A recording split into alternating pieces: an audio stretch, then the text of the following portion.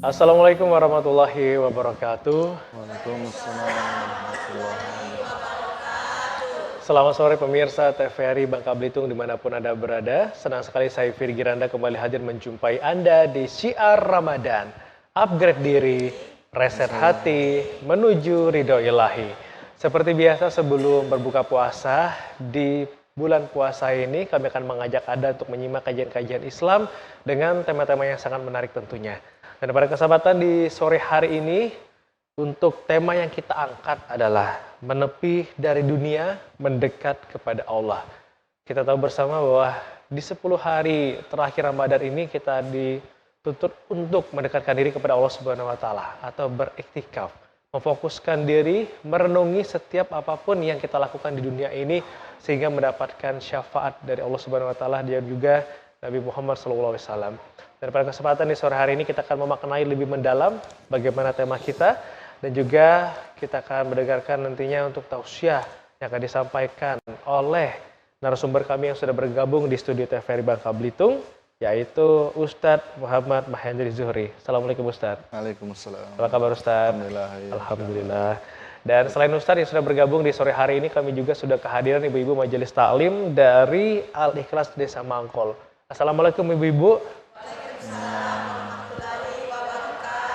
Apa kabar ibu-ibu? Alhamdulillah, luar biasa. Allah Akbar. Masih semangat puasa bu? Alhamdulillah. Alhamdulillah lancar bu ya. Dan juga nanti kita akan hibur oleh bersama teman-teman dari Hijrah Project. Teman-teman Hijrah Project puasanya gimana ini? Alhamdulillah masih lancar ya. Oke, temanya sangat menarik untuk kita ulas Ustadz di sore hari ini. Iktikaf. Menepi dari dunia mendekat kepada Allah. Mungkin banyak yang belum tahu juga Ustadz. Yeah. Makna dari iktikaf itu apa? Boleh kita jelaskan di segmen pertama ini Ustadz. Silakan Ustadz. Bismillahirrahmanirrahim. Allahumma shalli ala sayyidina Muhammad wa ala alihi wa sahbihi ajma'in. Assalamualaikum warahmatullahi wabarakatuh. Waalaikumsalam. Alhamdulillah. Alhamdulillahilladzi ja'alana min ummatin Nabi Muhammad sallallahu alaihi wasallam. Allahumma shalli ala sayyidina Muhammad wa ala alihi wa sahbihi ajma'in. Sehat Bunda? Masyaallah. Jemaah yang dirahmati Allah Subhanahu wa taala. Pada kesempatan sore ini ya, lagi dan laginya sebelum berbuka puasa ya. Di mana Nabi sallallahu alaihi wasallam mengajarkan kepada kita untuk memperbanyak doa. Ya, karena salah satu doa mustajab adalah doa orang yang berpuasa. Ya, maka perbanyaklah doa. Maka alangkah ruginya orang yang ketika sudah Allah berikan kesempatan berjumpa dengan Ramadan, tetapi tidak dihapuskan dosanya oleh Allah Subhanahu wa taala. Maka ketika Nabi sallallahu alaihi wasallam menaiki mimbar, ya, ketika beliau menaiki mimbar langkah pertama, lalu ya, beliau mengucapkan amin. Naik ke mimbar yang kedua, beliau berhenti mengucap amin. Naik ke mimbar yang ketiga, ya langkah tingkatan yang ketiga beliau mengucapkan amin. Para sahabat ini ketika melihat sesuatu yang tidak dibiasakan Nabi pada umumnya, mereka bertanya, ya Rasulullah, ya kenapa ketika naik tingkat pertama engkau mengucap amin, tingkat kedua engkau mengucap amin, tingkat ketiga engkau mengucap amin. Lalu Rasul sallallahu alaihi wasallam bersabda ya, kepada para sahabat, ya, ketika aku menaiki tingkat tangga yang pertama, ya, Jibril alaihi salatu wasallam berdoa, ya, celakalah orang ya, yang Allah Subhanahu wa taala berikan ya orang tuanya ya, atau salah satu daripada mereka ya, tetapi tidak didapati surga di dalamnya. Ya, maka oleh karena itu Nabi sallallahu alaihi wasallam mengucapkan amin. Ya, doa malaikat jelas tentu mustajab. Tidak langsung diaminkan oleh Nabi kita. Terus yang kedua, ya, Rasul bersabda, Malaikat Jibril alaihissalatu wassalam berdoa, celakalah orang yang berjumpa dengan Ramadan. Nah, ini yang poinnya. Yeah. Berjumpa dengan Ramadan, tetapi tidak dapat dihapuskan dosa di dalamnya. Lalu Rasul SAW mengucapkan amin. Maka kita tahu para ulama menjelaskan bahwasanya Rajab adalah syahrun ya zar. Rajab adalah bulan menanam. Wa Sya'ban wa sahru syaqi. Sya'ban adalah bulan menyiram. Dan Ramadan adalah bulan memanen daripada apa yang kita tanam dan apa yang kita siram di bulan Rajab dan Sya'ban. Oleh karenanya para ulama mengajarkan kepada kita doa-doanya, Allahumma barik lana fi Rajab wa Sya'ban wa balighna Ramadan. Dan alhamdulillah Allah sampaikan kita di bulan Ramadan. Maka bulan ini adalah bulan yang menjadi rahmat untuk kita, khusus ya bagi umat Nabi Muhammad sallallahu alaihi wasallam. Terkhusus ibu-ibu. Ya, kata Nabi sallallahu alaihi wasallam, ibu-ibu enggak usah repot-repot. Salat fardu, puasa wajib di bulan Ramadan, taat ke suami, jaga kehormatannya, masuk surga. Nah, enak sekali kan? Tidak mikirin suaminya. Kalau suami enggak, harus mikirin ibu-ibu dulu. Lah di dunia mikir ibu, di akhirat mikir ibu pula, kan pening gitu. Ya, dunia akhirat mikir. Tapi itulah maha agung Allah Subhanahu wa taala. Itulah karunia Allah kepada kita. Ya, Allah ini tahu ya setiap apa dengan yang Allah ciptakan. Makanya Allah berikan ganjaran-ganjaran yang amalannya bisa investasi. Sifatnya investasi. Makanya orang cerdas itu adalah orang yang pinter terhadap urusan akhirat. Ya. Makanya Allah itu sangat benci kepada orang yang pinter dunia tapi jahil dalam urusan akhirat. Yang masalah dunia bisa diinvestasi ini emas. Dulu harganya 1 juta sekian, 500, sekarang naik. Mau cepat dia beli emas sekali jual. Pintar dia urusan dunia, ya pintar dia urusan bisnis. Tapi ketika ditanya, salat lalu, salatku tadi, Allah itu paling tidak suka. Allah itu paling benci kepada orang yang seperti ini. Ya, urusan dunia dia pintar, tapi urusan akhirat dia jahil. Makanya orang cerdas itu adalah orang yang menginvestasikannya waktu sejenak untuk mendapatkan ridho Allah Subhanahu wa taala. Makanya kata Nabi SAW, man salaka tariqan yaltamisu fi ilman salahu bihi tariqan ila jannah. Barang siapa yang menempuh suatu jalan, yang mana jalan ini dia gunakan untuk menuntut ilmu, maka dia akan masuk surga Allah Subhanahu wa taala. Terkhusus di 10 hari di terakhir bulan Ramadan. Yeah. Para ulama mengajarkan kepada kita untuk memperbanyak iktikaf, memperbanyak kita untuk muhasabah. Mengajarkan kepada kita untuk mendekatkan diri kepada Allah Subhanahu wa taala. Nabi kita sallallahu alaihi wasallam bersabda kepada kita bahwasanya kun fid dunya, ya, kata Nabi, jadilah engkau di dunia, ya. Jadilah engkau di dunia ka'annaka gharib. Maka seolah-olah engkau itu seperti orang yang asing. Ya. Au abirus sabil, atau seorang pengembara. Apa maksudnya? Ya, kita kan berdoa. Kita berdoa, Rabbana atina fid dunya hasanah wa fil akhirati hasanah wa qina adzabannar. Kita mau minta kebaikan dunia, pun kita mau minta kebaikan akhirat. Makanya orang kadang-kadang untuk sedikit menginvestasikan waktunya, kadang kita katakan pelit. Kalau mau adil kan kita harus 15 hari, ketika dalam waktu sebulan itu 15 hari untuk Allah, 15 hari untuk dunia misalnya, kita fokus 15 hari mendekatnya. Tapi kan tidak mampu orang, berat. Makanya Allah berikan ya ladang, Allah berikan bulannya, Allah berikan waktu terbaiknya. Maka orang-orang cerdas, orang-orang pintar, dia bisa menginvestasikan waktunya yang sedikit, menginvestasikan waktunya yang sebentar untuk mencari ridho Allah Subhanahu wa taala. Maka seperti orang asing, ya, yang namanya orang asing ya terus di 10 hari Ramadan. Ya. Yang ibu-ibu ya di rumah baca Al-Qur'an segala macam, ya. Maka orang yang Allah Subhanahu wa taala berikan hidayah di dalam hatinya, benar-benar cinta kepada Allah dan Rasulnya, ya, maka Allah akan bikin dunia ini asing kepada dia. Ya, dia seolah-olah orang yang tenggelam, seolah-olah orang yang hanya Allah di dalam pikirannya. Makanya kata Sayyidina Abu Bakar As-Siddiq radhiyallahu taala an, beliau sampaikan, ya, man dakhalal qabra, barang siapa yang masuk kubur bila zad, tanpa ada bekal, ya, tanpa ada bekal. Kita lah contoh misalnya, ya, bunda, kawan-kawan semua, ya, pergi ke Jakarta atau misalnya mau umroh, haji dan lain sebagainya, intinya melakukan perjalanan, tidak bawa bekal. Kira-kira yang terjadi dengan kita apa? Susah, ya, mau pesan hotel tidak bisa, ya, mau pesan Grab misalnya susah karena tidak ada bekal. Makanya kata Sayyidina Abu Bakar, man dakhala qabra, barang siapa yang masuk kubur, ya, semuanya masuk kubur. Ya, dakhala itu fi'il madi. Ya, fi'il madi kalau dalam bahasa Inggris itu verb 1 verb 2 ya. Yang sudah dikerjakan, ya. Ada pekerjaan yang lampau.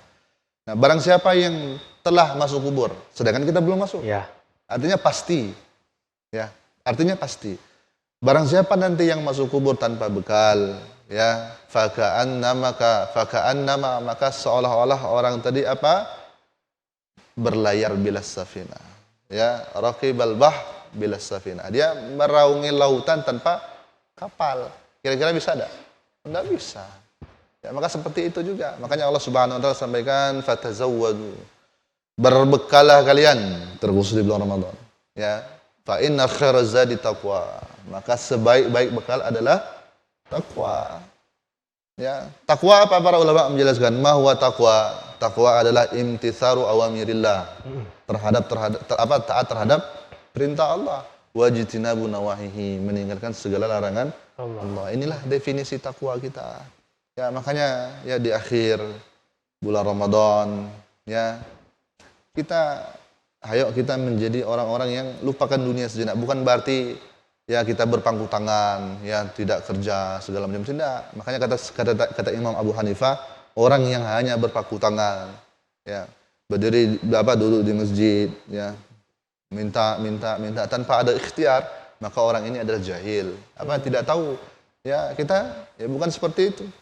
Ya kita mazhab kita apa? Mazhab yang menyempurnakan ikhtiar dan menyempurnakan tawakal. Ya Allah, hamba berikhtiar mendekatkan diri kepada Engkau. Hamba menyiapkan berkat terbaik kepada Engkau di 10 hari Ramadan. Maka sisanya hamba tawakalkan kepada Engkau, ya Allah.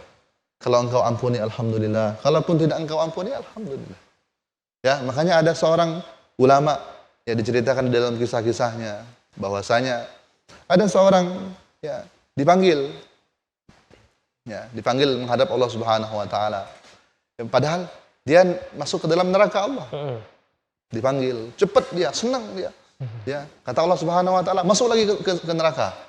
Akhirnya orang ini buru-buru lagi masuk ke neraka. Akhirnya ditanya, kenapa sih engkau ketika diperintahkan Allah buru-buru masuk neraka? Padahal itu neraka loh. Ya, ini mafhum hadisnya. Ya, mafhum daripada penjelasannya, daripada hikayat cerita. Ya, dulu di dunia saya ini tidak pernah mendengar perintah Allah. Maka pun di neraka saya tidak mendengar perintah Allah. Hatta itu pun masuk neraka, maka saya akan mendengar perintah Allah Subhanahu wa taala. Maka ya kita yang Allah Subhanahu wa taala berikan akal. Ya, maka beruntung orang yang Allah berikan akal, dia digunakan untuk belajar. Dan beruntung orang yang diberikan nikmat sehat, dia gunakan untuk ibadah kepada Allah Subhanahu wa taala.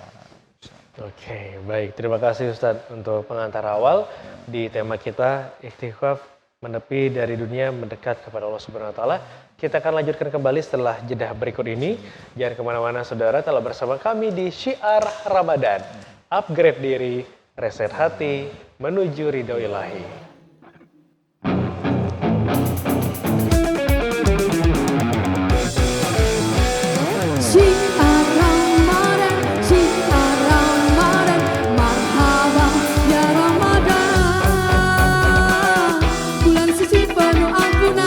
Upgrade diri, reset hati, menuju ridho ilahi.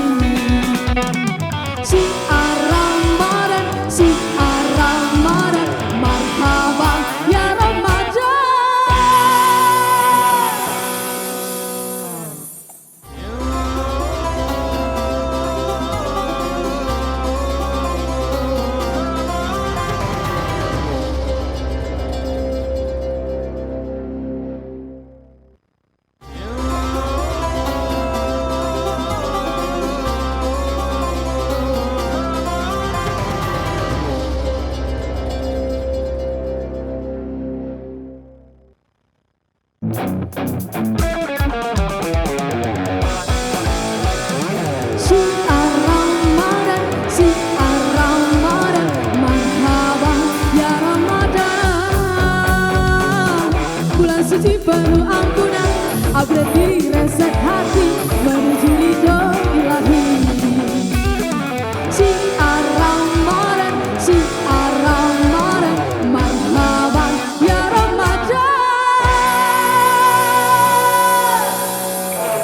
Terima kasih teman-teman dari Hijrah Project dan saudara, bagi Anda yang baru saja bergabung bersama kami di sore hari ini, tema yang kami angkat adalah iktikaf menepi dari dunia mendekat kepada Allah Subhanahu wa taala. Nah Ustadz, itikaf ini kan upaya spiritual untuk membersihkan diri kita Ustadz. Ya. Apakah ada syarat-syarat khusus yang diajarkan oleh Islam ketika kita melakukan iktikaf di masjid-masjid Ustadz? Ya. Menarik, ada kisah, ya, ada seorang ulama, itu ketika beliau masuk masjid, ya, beliau selalu berhenti sejenak. Oh. Pun setiap kali masuk masjid, beliau berhenti sejenak. Makanya para muridnya ini bertanya, ya, wahai guruku, kenapa engkau setiap masuk masjid selalu berhenti? Apa kata beliau? Saya tidak mau langkah saya ini sia-sia.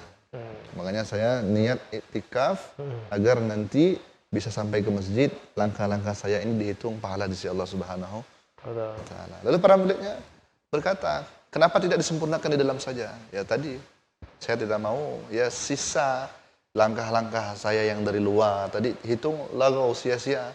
Makanya saya sempurnakan di luar, sehingga nanti ketika masuk ke dalam langkah per langkah dihitung, pahala sisi Allah Subhanahu wa Ta'ala. Nah, oleh karenanya, apa sih bedanya antara duduk biasa saja, muksu, antara itikaf? Ya, yang membedakan cuma satu niat. Ya, niat. Orang yang niat, ya, maka dapat pahalanya. Tapi ketika orang yang tidak niat, maka tidak dapat pahalanya. Bedanya sama seperti orang yang wudu dan nyuci muka. Apa bedanya di niat? Ya, padahal sama-sama nyuci muka. Ya. Tapi yang satunya nyuci karena niat, pengen wudu, yang satunya nyuci hanya biasa saja. Makanya satunya dapat pahala, satunya tidak dapat pahala. Makanya orang yang niat iktikaf di masjid karena Allah, nggak usah muluk-muluk harus pakai bahasa Arab, kalau udah hafal dalam hati saja. Sengaja saya niat iktikaf karena Allah Ta'ala. Maka setiap kita masuk masjid, ya meskipun duduk kita di masjid, orang berlinang air mata mendengar tausiah, ngaji Quran, kita berlinang air liur, kena tidur, dihitung pahala karena niat. Ya, innamal a'malu binniyat. Setiap segala sesuatu karena niat. Ya, kata Nabi SAW, berapa banyak amal ya dunia atau amal akhirat. Ya, amal akhirat tidak jadi yasiru bi amalil dunia, menjadi amal dunia bisu'in niat, sebab buruk niat. Dan sebaliknya kata Nabi, berapa banyak yang amal dunia ya yang menjadi amal akhirat karena baiknya makanya para ulama mensyaratkan di dalam syariat berdasarkan hadis Nabi SAW bahwasanya untuk mendapatkan pahala meskipun hanya duduk, ya apalagi duduknya ditambah dengan baca Quran, apalagi duduknya ditambah dengan muhasabah berzikir kepada Allah, apalagi duduknya. Makanya bunda kalau ke masjid meskipun hanya nyapu masjid gotong royong, ini aja itikaf, ya maka semuanya dihitung pahala oleh Allah Subhanahu wa Ta'ala berlipat-lipat. Nah inilah orang yang cerdas. Ya, orang yang paham terhadap pentingnya urusan agama. Oke, baik, terima kasih Ustadz. Nah Ustadz, bagaimana jika niat iktikafnya sudah ada, tetapi terkendala izin dari keluarga ataupun misalkan suami atau istri yang ada di rumah. Ya. Ini gimana Ustadz? Apakah kita boleh beriktikaf di rumah juga Ustadz? Ya. Iktikaf ya umumnya adalah di mana tempat kita mendirikan sholat 5 waktu di masjid, ya umumnya. Tetapi inilah agama kita, agama Islam, ya rahmatan lil alamin, rahmat untuk semesta alam. Ya, agama dini yusrun, agama ini mudah. Allah Subhanahu wa Ta'ala firmankan, la yukallifullahu nafsan illa wus'aha. Allah tidak akan mampukan seseorang syariat kecuali dia pasti akan mampu. Pun demikian, bunda misalnya, ibu-ibu, ya atau bapak-bapak misalnya sudah niat kebaikan, kata Nabi SAW, wa man hamma bisayyi'atin, barang siapa yang niat dengan kebaikan, falam ya'malha, dan kebaikan tersebut belum dikerjakan oleh seseorang tadi, maka Allah Subhanahu wa Ta'ala mencatat baginya kamilatan, ya hasanatan kamilatan, kebaikan yang sempurna. Niat saja meskipun tidak dilakukan, maka Allah catat niatnya tadi dengan satu kebaikan yang sempurna. Pun demikian, kalau seandainya ada uzur, misalnya dia tidak bisa melakukannya misalnya karena sakit, dia tidak bisa melakukannya karena ada anak yang sakit, dia tidak bisa melakukannya karena ada pekerjaan yang sakit, pun demikian Allah akan berikan pahala dia. Karena apa? Karena ada uzur yang Allah Subhanahu wa Ta'ala berikan kepada dia. Contoh, misalnya orang yang biasanya sholat tahajudnya 8 rakaat ketika di waktu mudanya.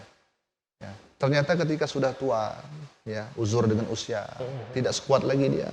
Ya, apakah pahala ketika dia sudah tua yang tadinya 8 rakaat terus menjadi 4 rakaat, apakah pahalanya 4 rakaat? ya Allah tetap berikan pahala yang sama. Ya kenapa? Karena uzur tua tadi itu membuat dia mendapatkan rukhsah dari Allah Subhanahu wa taala. Pun amalnya tetap istiqomah. Sebagaimana para perempuan ya ketika masa sucinya ya rajin sholat, rajin puasa, rajin qiraatul Quran. Ya ketika masa haidnya datang ya karena ada uzur maka akan diberikan pahalanya selama masa sucinya. Itulah agama kita, insyaallah. Baik, terima kasih Ustadz. Nah Ustadz, di bulan suci Ramadan ini katanya setan-setan itu dibelenggu Ustadz. Ya. Ketika kita sudah punya niat untuk beriktikaf di masjid, tapi terkadang kita merasa malas juga, niatnya masih setengah-setengah. Ini gimana Ustadz? Ya. Baik, bismillahirrahmanirrahim. Allahumma shalli ala sayyidina Muhammad. Ya. Inilah kadang kebiasaan kita itu kan menyalahkan orang, padahal yang salah adalah diri kita sendiri. Ya, makanya kata Allah Subhanahu wa taala firmankan dalam Al-Qur'an, "Wa amma man khafa maqama rabbih wa nahan nafsa 'anil hawa." Barang siapa yang takut kepada Allah, ditundukkan hawa nafsunya, fa innal jannata hiyal ma'wa. Maka tempat duduknya adalah surga. Jadi sejatinya masuk surga itu enak sekali. Ya, masuk surga itu enak sekali. Kaki kiri injak hawa nafsu, kaki kanan masuk surga. Mudah kan? Nah, tapi nginjak hawa nafsu ini yang berat. Terkhusus di bulan Ramadan. Ya, di bulan Ramadan. Makanya kata orang kan tidurnya saja dapat pahala, apalagi amalnya. Nah, jangan tertipu dengan ini hanya dalih bagi orang yang malas beramal. Ini dalih ya bagi orang yang tidak mau takarrub kepada Allah Subhanahu wa taala. Makanya kita seharusnya yang satunya ya, meskipun ada pendapat yang lain mengatakan tidurnya saja dapat pahala, tapi kita ngambil yang satunya. Ya, ngambil yang satunya, ikhtiarnya. Ya, makanya pahalanya, ya, makanya biar kita kiat supaya kita untuk semangat, ya, tidak malas-malasan lagi. Makanya kita harus tahu dulu fadilahnya. Apa sih fadilahnya kalau baca Quran di bulan Ramadan? Apa sih fadilahnya kalau puasa di bulan Ramadan? Apa sih fadilahnya kalau seandainya itikaf di bulan Ramadan? Apa sih fadilahnya kalau seandainya memberikan orang yang berbuka puasa? Apa sih fadilahnya ketika makanya kiat ya untuk supaya kita yang tidak malas ya, supaya kita bisa bangkit daripada rasa tidak kemauan kita tadi ya. Maka kita harus tahu makanya orang itu kan kenapa mau kerja? Itu kan karena ada gajinya kan. Misalnya saya tawarkan bunda mau nggak sama saya misalnya kerjanya ya, bantu ngurus santri, saya gaji misalnya 10 juta sebulannya, makan tanggung, tempat tinggal tanggung, segala macam, kira-kira mau nggak? Wow, jangan kan bunda, saya aja mau misalnya. Ya. Begitu pun juga Allah SWT sampaikan fadilah di bulan Ramadan, amal-amal kebaikan agar orang semangat dalam ibadah tersebut, semangat dalam melakukan amal-amal perbuatan tersebut. Ya. Dan pun sebaliknya, kalau seandainya orang malas, ya orang tidak mau, ya Allah ancam. Ya Allah ancam biar dia takut untuk melakukan maksiat. Sebagaimana doa Jibril alaihissalatu wassalam, barang siapa yang berjumpa Ramadan tidak dijadikan sebagai itu bulan ampunan kepada dia, maka Allah Subhanahu wa taala akan melaknat orang yang seperti ini. Diaminkan oleh Nabi Muhammad sallallahu alaihi wasallam. Makanya ada hadiah, ada reward, ada hukuman dari Allah. Rewardnya apa? Kebaikan-kebaikan, ganjaran-ganjaran pahala. Nanti bisa berjumpa dengan Allah Subhanahu wa taala. Apa hukumannya? Ya, dilaknat oleh Allah Subhanahu wa taala. Ya, keburukan-keburukannya dibalas oleh Allah Subhanahu wa taala. Oke, baik, terima kasih Ustadz. Nah Ustadz, apakah ada amalan khusus yang dianjurkan ketika seseorang merasa doanya belum terkabul saat iktikaf? Ya. Baik. Sejatinya ya doa itu tidak ada yang tidak dikabulkan. Ya, sejatinya doa itu dikabulkan oleh Allah Subhanahu wa taala. Cuman nanti fasenya. Ada fasenya dikabulkan di dunia. Ada nanti fasenya dikabulkan di akhirat. Ada fasenya itu sebagai sebagai nanti penggugur dosanya. Ada fasenya mungkin sebagai hidayah kepada orang. Jadi doa itu sejatinya semuanya dikabulkan oleh Allah Subhanahu wa taala. Makanya kata Nabi SAW, ad-du'a silahul mu'min. Doa itu adalah senjatanya orang beriman. Makanya kata Sayyidina Ali, ya Sayyidina Ali sampaikan dan Sayyidina Umar sampaikan. Ya. Sayyidina Ali sampaikan kepada kita, ya aku itu kalau seandainya doa dikabulkan oleh Allah, aku itu senangnya sekali. Ya, berdoa dikabulkan oleh Allah senangnya sekali. Kenapa? Karena itu kemauanku. Tapi kalau seandainya aku berdoa tidak dikabulkan oleh Allah Subhanahu wa taala, maka aku senangnya 2 kali. Kenapa? Karena itu adalah keinginan Allah. Tidak ada keinginan Allah itu berdampak keburukan kepada makhluknya, tidak ada. Pasti semuanya kebaikan. Nah, terus kata Sayyidina Umar sampaikan, ya yang aku takutkan bukan doaku yang tidak dikabulkan, tetapi yang aku takutkan adalah ketika aku tidak mampu lagi untuk bermunajat meminta kepada Allah Subhanahu wa ta'ala.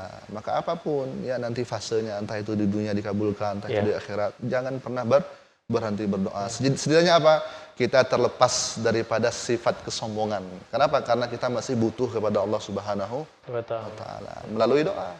Ya, makanya Nabi kuatkan doa usilahul mu'min. Doa adalah senjatanya orang beriman.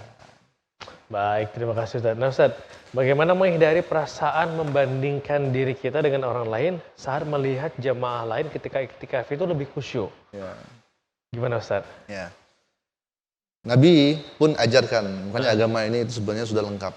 Tinggal kita mau mengkaji atau tidak, tinggal kita mau belajar apa tidak. Ini Nabi ajarkan kepada kita semua bahwasanya kalau dalam urusan dunia, ya dalam urusan dunia maka lihatlah yang di bawah, ya manduna, ya yang di bawahnya, ya maka orang ini kalau urusan dunia yang lihat yang di bawah kana syakiran wa sabiran kata Nabi, maka orang ini akan menjadi orang yang bersyukur dan orang yang sabar.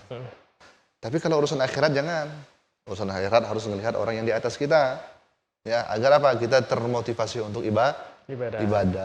Makanya barang siapa yang melihat urusan akhirat kepada orang yang di atas kita, kana syakiran wa sabiran, maka dia akan menjadi seorang hamba yang bersyukur dan bersabar. Nah, makanya tips para ulama mengajarkan kepada kita ya untuk kebahagiaan di hati, agar hati ini tenang. Makanya tenang ini mahal, tumaknina, sakinah. Ya, susah. Tidak semua ketenangan ini bisa dimiliki orang.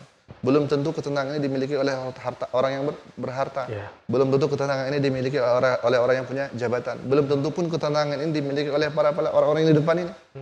Ya, tapi ketenangan Allah tetapkan di hati orang-orang mukmin. Ya, orang-orang yang beriman kepada Allah Subhanahu wa ta'ala. Oleh karenanya, ya tips yang pertama para ulama mengajarkan kepada kita ya agar kita termotivasi ya ketidak khusyuk ketika dalam ibadah, melihat orang yang khusyuk atau tidaknya, maka kita seharusnya apa? Semangat. Ya, fastabiqul khairat, berlama-lama dalam kebaikan. Makanya ketika melihat orang yang rajin baca Quran kok kita malas, oh dia nih Masya Allah, ya harus husnuzon terus. Ya, makanya kata Nabi, zannu bil mu'minina khairan, berprasangkalah baik kepada orang mukmin dengan prasangka yang baik. Ya, oh boleh jadi Masya Allah. Ya, jangan nanti. Nah, ini tengoklah habis Ramadan, dia di masjid. Ya, jangan. Ya, itu tidak boleh. Ya, kita harus jadi orang-orang yang selalu senantiasa husnuzon. Sehingga kalau kita husnuzon, nanti Allah bantu kita. Ana dzanna aina abdi bi. Aku sesuai dengan prasangka hambaku. Dalam hadis qudsi Allah Subhanahu wa ta'ala.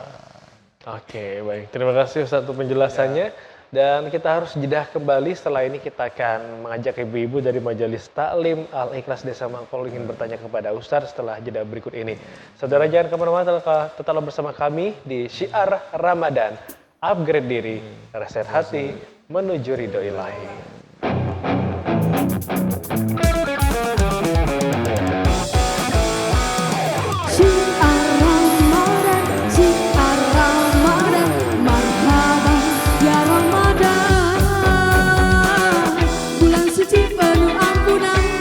Diri reset hati menuju ridho ilahi. Syiar Ramadan, marhaban ya Ramadan.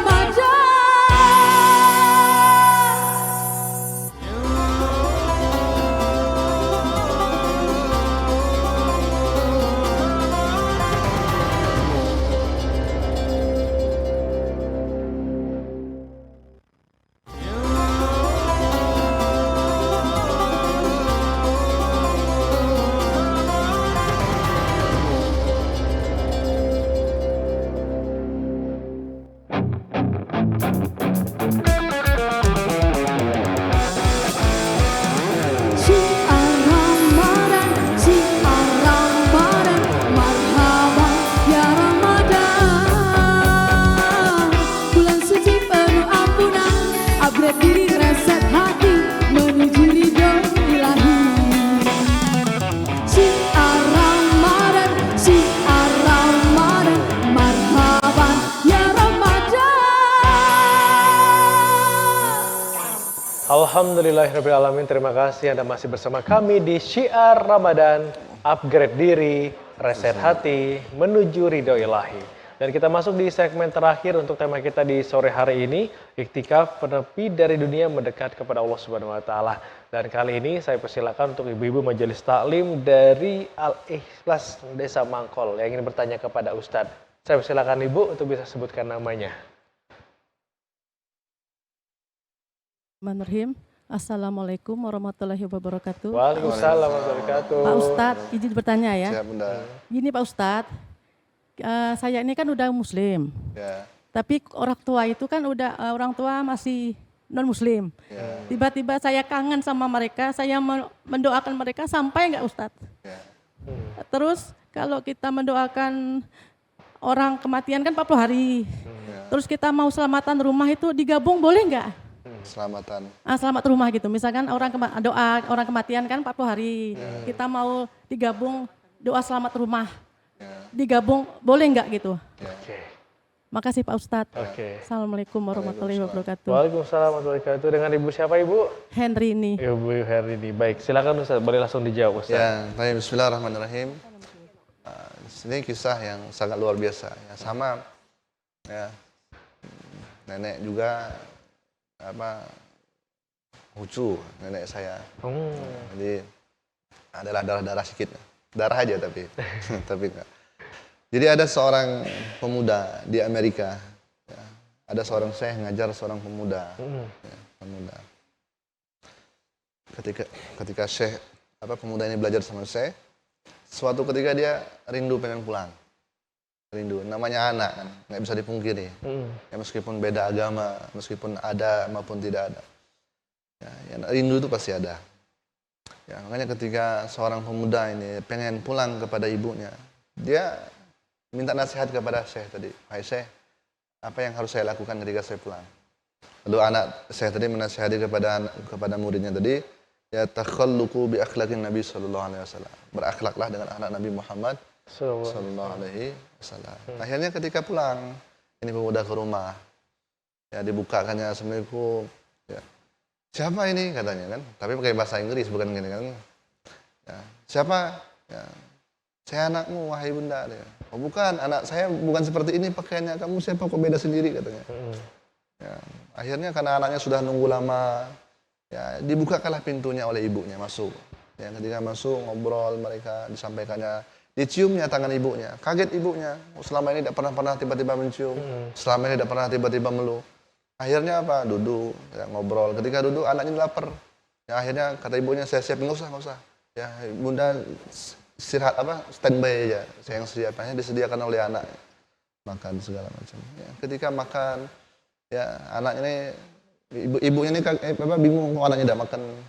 Ya, ditunggu-tunggu kok anaknya tidak makan. Ditanya anaknya, kenapa tidak makan? Ya, saya bukannya tidak mau makan bunda. Saya takutnya nanti apa yang saya ambil itu yang ibu mau. Makanya saya tidak mau makan duluan. Makanya saya persilahkan ibu makan duluan. Nah, setelahnya saya baru makan. Takutnya nanti yang ibu mau habis sama saya. Ya, tersentuhlah hati seorang ibu tadi. Siapa yang ngajarin engkau hal seperti ini? Akhirnya diperkenalkan kepada gurunya tadi. Dia sampaikan kepada gurunya. Akhirnya ibunya tadi mengucapkan 2 kalimat syahadat. Ya, akhlak Nabi Muhammad sallallahu alaihi wasallam. Maka yang pertama bunda, kalau ada keluarga kita, saya juga banyak keluarga yang belum Islam. Yang pertama kita minta hidayah kepada Allah. Allah berikan hidayah ya kepada keluarga kita. Terus kita doakan sebagaimana Nabi sallallahu alaihi wasallam minta kepada Allah Subhanahu wa taala. Tapi ingat, ya kita tidak bisa memberikan hidayah. Yang memberikan hidayah hanyalah Allah. Sehingga ya dalam menjadi hikmah untuk kita ketika Nabi SAW punya paman yang ya belum Islam pada masanya, wafat pun dalam keadaan tidak Islam. Apa kata Nabi? Wahai pamanku Abu Thalib, paman Nabi. Wahai pamanku, ya, ucapkanlah 2 kalimat syahadat agar aku bisa memberikan engkau syafaat nanti. Saking Nabi sayang kepada paman beliau. Akhirnya apa? Beliau wafat dalam keadaan tidak mengucapkan asyhadu alla ilaha illallah wa asyhadu anna muhammadar rasulullah. Akhirnya turun ayat ya dari Allah Subhanahu wa taala. Apa kata Allah Subhanahu wa taala firmankan yang artinya bahwasanya sesungguhnya yang memberikan hidayah hanyalah Allah. Engkau tidak bisa memberikan hidayah. Maka satu, yang pertama kalau kita punya keluarga terkhusus orang tua, doakan. Ya, jangan pernah berhenti untuk mendoakan orang tua sampai insyaallah. Ya, dari doa itulah nanti Allah Subhanahu wa taala berikan hidayah kepada orang tua kita. Yang kedua apa? Ikhtiar yang terbaik. Ya, dengan akhlak Nabi Muhammad sallallahu alaihi wasallam, berbuat baik kepada orang tua. Ya, tapi kalau seandainya untuk mencabur adukan agama, ada lakum dinukum waliyadin. Kalau untuk agama tidak, kita harus jelas yang hak-hak, yang batil-batil. Tapi kalau untuk kebaikan, ya berdakwah kepada orang tua harus dengan akhlak Nabi Muhammad sallallahu alaihi wasallam. Berikan kebaikan, berikan hadiah, perkhidmatan terbaik sehingga nanti Allah berikan hidayah asbab daripada perkhidmatan kita kepada orang tua. Dan jangan lupa didoakan. Begitu Bunda. Oke, semoga terjawab Ibu ya. Baik, saya Ya, kalau itu Allah alam bisawab. Ya, kalau bisa ya sendiri-sendiri saja. Ya, kalaupun mau berbuat baik kepada mereka, ya berbuat baiklah ya, atas nama mereka.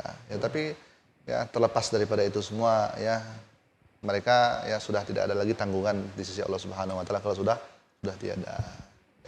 Ya, tapi kalau mau berbuat baik silahkan. Ya. Oke, baik. Kita lanjutkan lagi untuk ibu-ibu yang lain yang ingin bertanya. Saya persilakan Ibu. Assalamualaikum warahmatullahi wabarakatuh. Waalaikumsalam. Silakan Ibu. Nama saya Sandra Dewi dari Majelis Taklim Al-Ikhlas Desa Mangkol. Ya. Izin bertanya Pak Ustadz, maaf nih di luar tema ya. Saya seorang mualaf.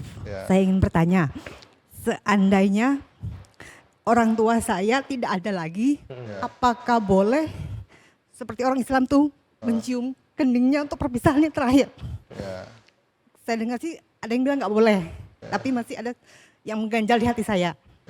Terus yang pertanyaan kedua, saya mewakili seseorang ingin bertanya, suaminya ini melarang dia pergi ke pengajian atau majelis taklim, marah intinya melarang.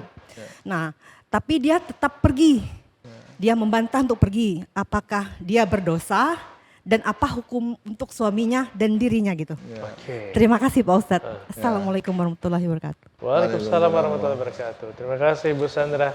Boleh Ustadz, langsung dijawab. Ya, menguatkan daripada Bunda tadi yang bertanya di awal dan yang setelahnya. Ya, intinya kalau untuk orang tua di luar daripada konteks peribadahan, ya, kalau konteks peribadahan itu mutlak.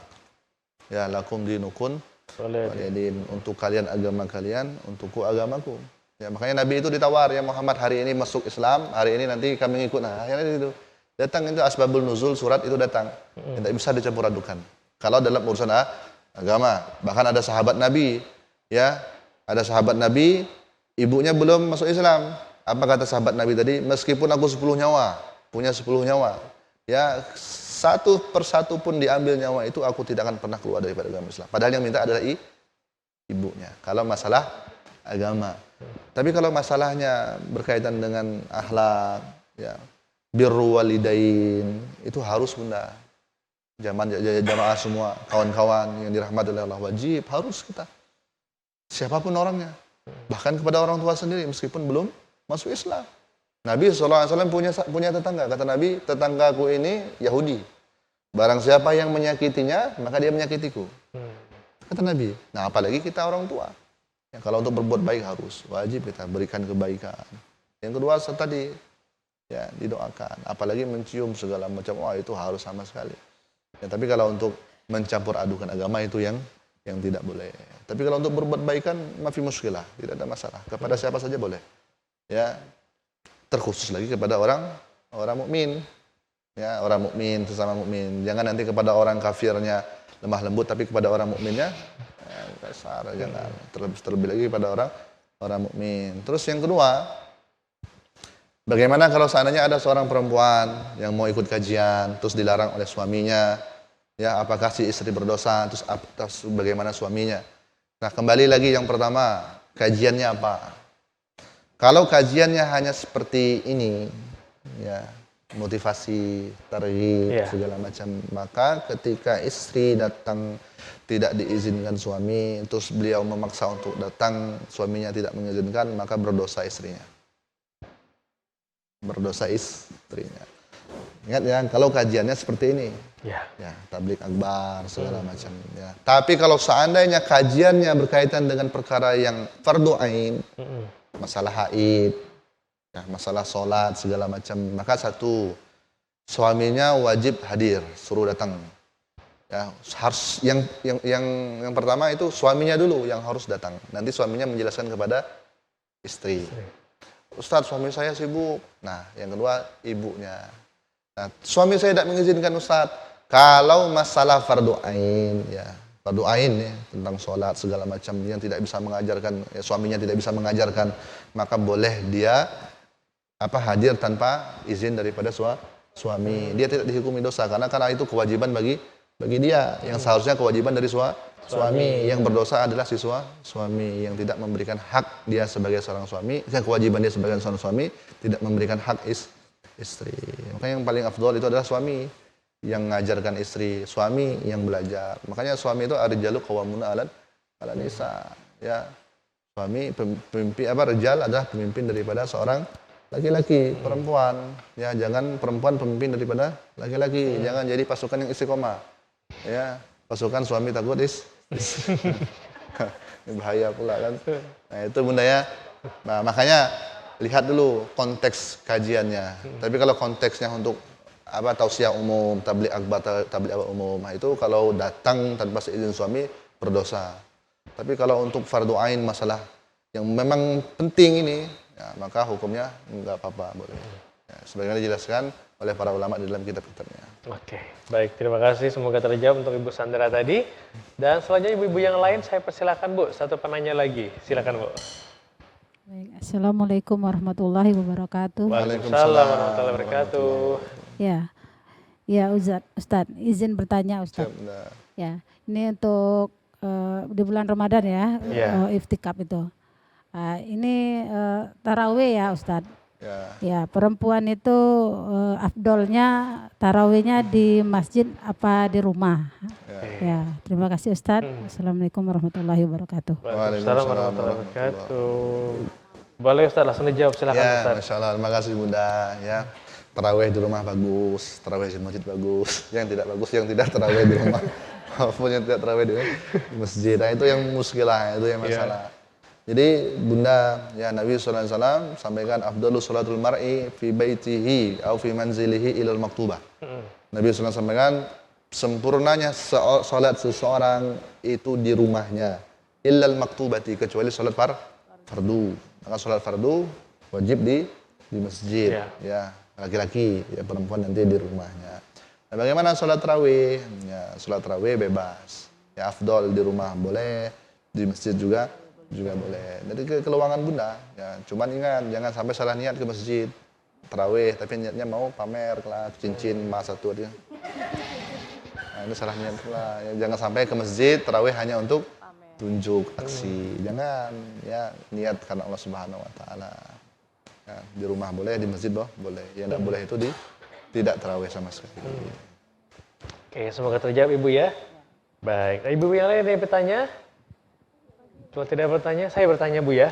Udah bertanya Bu ya. Oke, Ustadz, kita kan melakukan iktikaf ini kan 10 hari terakhir Ramadan Ustadz. Tapi di pertengahan kita ada kerjaan lain Ustadz. Dan mengharuskan kita harus keluar dari masjid itu. Itu gimana Ustadz? Ya, misalnya saya datang ba'da maghrib isya. Ba'da isya jam 9 sakit perut. Ya, sakit perut lah atau ada kerjaan keluar dari masjid. Datang gimana? Ya kayak biasa. Ya, kita niat itikaf dulu kayak biasa, wudu segala macam dengan bersuci. Udah niat sebelum masuk masjid, namanya itu itikaf lillahi fi hadzal masjid lillahi ta'ala. Saya sengaja niat itikaf di masjid ini karena Allah Subhanahu wa taala. Lakukan seperti biasa.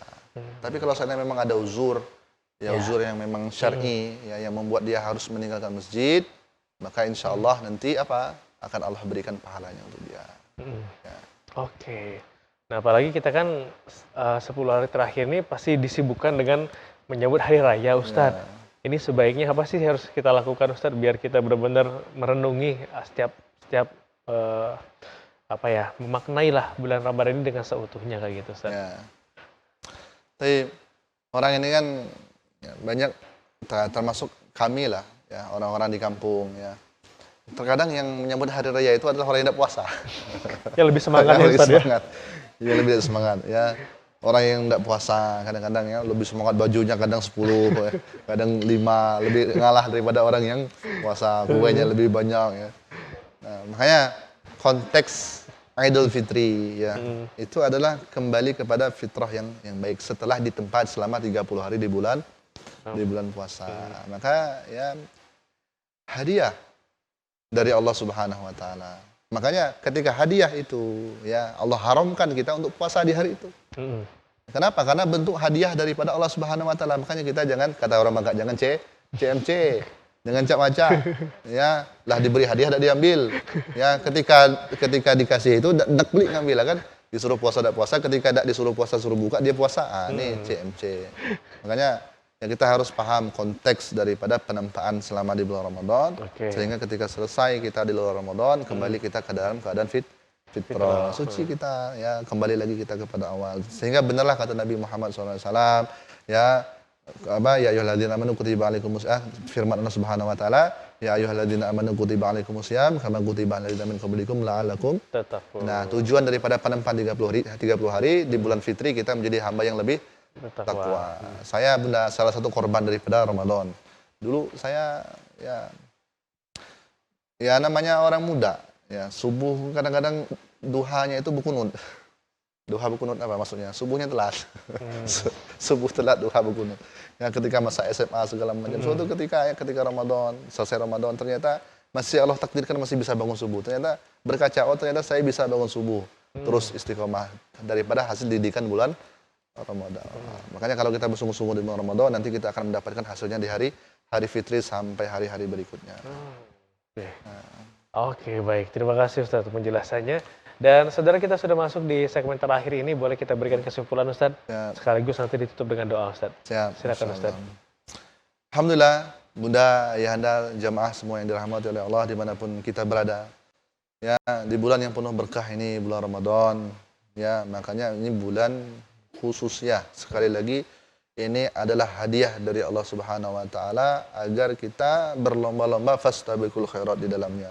Yang wajib pahalanya dilipat gandakan oleh Allah, yang sunnah pahalanya dijadikan pahala wajib. Maka alangkah ruginya orang, terkhususnya di akhir bulan Ramadan, tidak mau menyempatkan meluangkan waktunya untuk mengejar kebaikan daripada Allah Subhanahu wa taala. Makanya orang yang paling buruk adalah, kata para ulama jelaskan, adalah orang yang tumbuh di lingkungan yang baik, di hari yang baik, di bulan yang baik, tapi tidak membuat dia lebih taat kepada Allah. Maka ini orang yang paling buruk. Orang yang Allah berjumpakan dengan Ramadan tapi tidak membuat lebih baik. Orang yang Allah tempatkan di lingkungan yang baik tapi tidak mempengaruhinya jadi lebih baik. Orang yang Allah sampaikan pada amal-amal yang baik tapi tidak membuat dia lebih baik. Nah, maka ini adalah orang yang paling buruk. Oleh karenanya ya kita bermunajat kepada Allah. Mudah-mudahan di akhir Ramadan ini diampunkan dosa-dosa kita. Amin. Ya pun nanti kita didudukan di sini, mudah-mudahan nanti kita didudukan Allah di surga Allah Subhanahu wa taala. Amin amin. A'udzubillahi minasyaitonirrajim. Bismillahirrahmanirrahim. Alhamdulillahirabbil alamin. Allahumma shalli ala sayidina Muhammad wa ala alihi wa sahbihi ajma'in, amma ba'du. Allahumma ya Allah, taqabbal minna du'aana innaka antas samiul alim wa tub alaina ya maulana innaka antat tawwabur rahim. Kama qala nabiyyuka sallallahu alaihi wasallam, idza ista'anta fasta'in billah ya Allah. Kami memohon ampunan kepadamu ya Allah di bulan yang mulia ini ya Allah. Allahumma inna nas'aluka ilman nafi'an wa rizqan tayyiban wa amalan mutaqabbalan fi hadha syahr Ramadan ya Allah. Wa sallallahu ala sayyidina Muhammadin nabiyil ummi wa ala alihi wa sahbihi wa baraka wa sallam. Subhana rabbika rabbil izzati amma yasifun wa salamun alal mursalin walhamdulillahi rabbil alamin. Baik, terima kasih untuk Ustaz Muhammad Mahendri Zuri yang telah berbagi ilmu di sore hari ini. Semoga apa yang disampaikan Ustaz tadi bisa bermanfaat untuk kita semua dan kita selalu meningkatkan ketakwaan kepada Allah Subhanahu wa taala. Amin amin ya rabbal alamin. Ya, terima kasih untuk Ibu-Ibu Majelis Talim Al-Ikhlas Desa Mangkol yang sudah bergabung juga, serta teman-teman dari Hijrah Project. Saudara, saya Firly Giranda mewakili kerabat kerja yang bertugas pamit undur diri. Terima kasih Anda telah menyaksikan Syiar Ramadan di sore hari ini. Saya akhiri wabillahi taufiq wal hidayah. Wassalamualaikum warahmatullahi wabarakatuh dan sampai jumpa.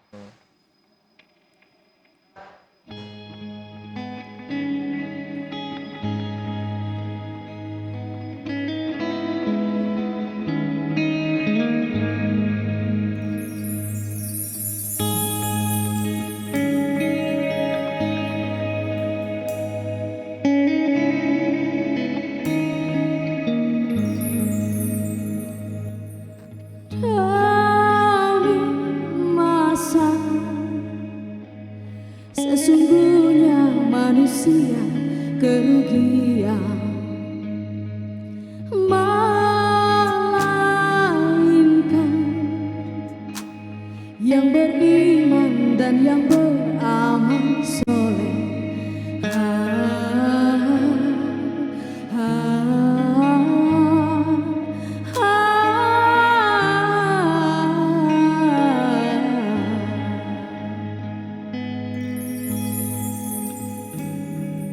Demi masa sesungguhnya manusia kerugian, melainkan nasihat kepada kebenaran dan kesabaran.